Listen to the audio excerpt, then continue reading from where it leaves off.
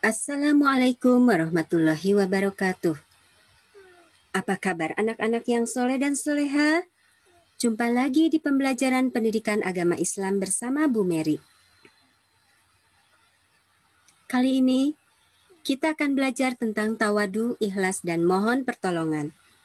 Dalam pembelajaran ini diharapkan kalian dapat memahami makna tawadu, ikhlas, dan mohon pertolongan.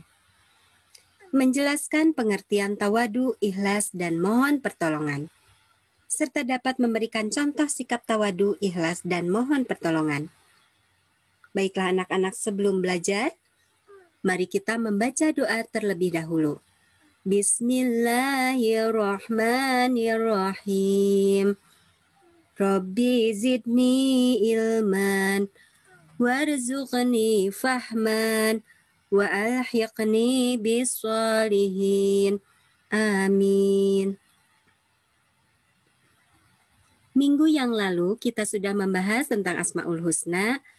Masih ingatkah apa Asmaul Husna itu? Iya, betul. Asmaul Husna adalah nama-nama Allah yang baik.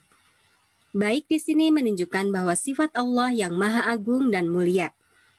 Ibu ingatkan kembali yang dibahas minggu lalu ada 3 sifat Allah dari Asmaul Husna.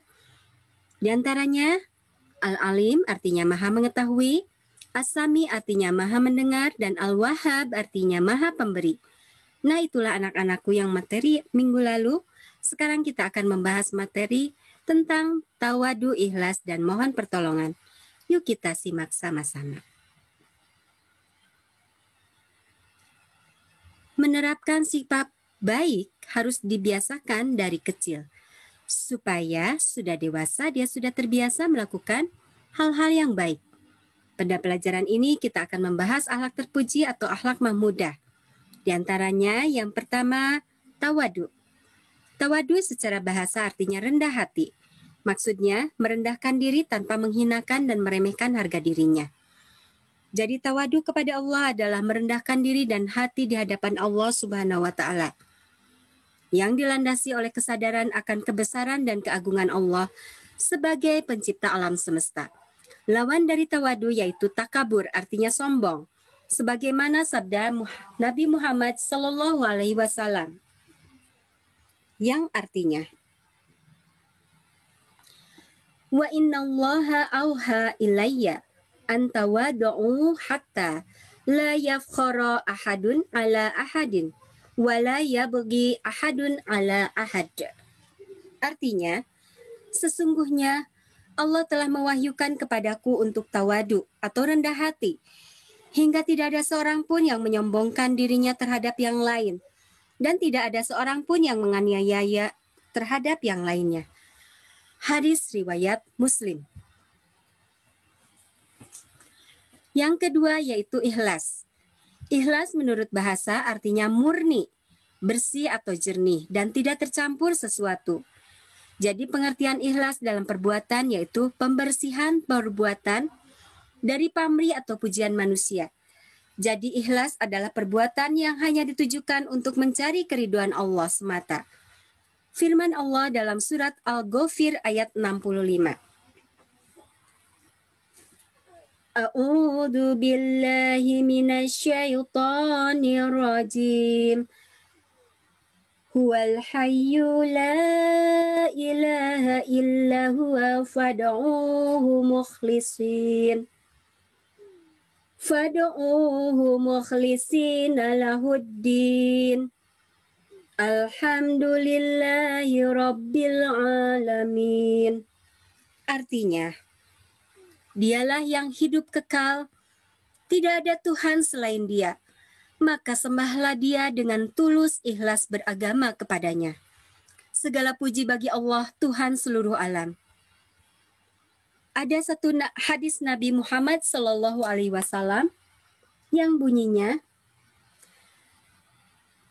Innallaha la yaqbalu minal amali illa ma kana lahu khalisan wa batagiya bihi wajhu. Artinya, sesungguhnya Allah tidak menerima perbuatan atau amal ibadah kecuali amal tersebut didasari oleh keikhlasan dan hanya mencari keridhoannya. Hadis riwayat Nasa'i. Yang ketiga, memohon pertolongan. Pertolongan artinya bantuan. Sebagai orang yang beriman kepada Allah, kita hanya boleh memohon pertolongan kepada Allah, karena hanya Allah tempat memohon. Sebagaimana tercantum dalam Al-Quran surat Al-Fatihah ayat kelima. A'udzu billahi minasyaitonir rajim. Iyyaka na'budu wa iyyaka nasta'in. Artinya, hanya kepadamu kami menyembah, dan hanya kepadamu kami memohon pertolongan. Dan dalam Al-Quran surat Al-Ikhlas ayat kedua, lam yalid wa lam yulad. Artinya, Allah tempat memohon, dan mohonlah pertolongan kepada Allah untuk kebaikan dan jangan memohon pertolongan untuk kejahatan atau hal-hal yang tidak baik. Sebagaimana firman Allah dalam Al-Quran surat Al-Ma'idah ayat 2. A'udzu billahi minasyaitonir rajim. Wa ta'awanu 'alal birri wat taqwa wa la ta'awanu 'alal ismi wal 'udwan. Shadaqallahul azim.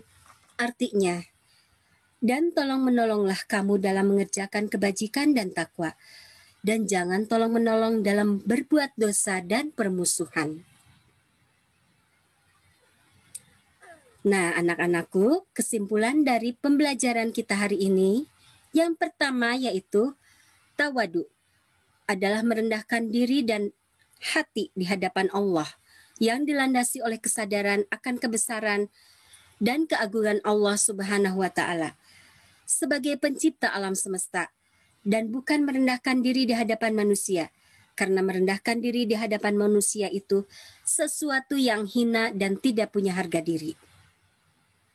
Yang kedua, ikhlas adalah perbuatan yang sepenuhnya dilakukan hanya untuk mencari keriduan Allah Subhanahu wa Ta'ala, bukan untuk mencari penghargaan dan pujian dari manusia. Allah hanya menerima amal perbuatan yang semata-mata dilakukan untuk mencari keriduan Allah Subhanahu wa Ta'ala. Dan yang ketiga, tolong-menolong harus untuk kebaikan dan takwa, dan dilarang untuk tolong-menolong dalam hal perbuatan dosa. Nah, itulah materi untuk hari ini yang bisa Ibu sampaikan. Mudah-mudahan kita bisa memahami dan mengamalkannya dalam kehidupan kita sehari-hari. Akhirul kalam, kita tutup dengan membaca Alhamdulillahirabbil alamin. Wassalamualaikum warahmatullahi wabarakatuh.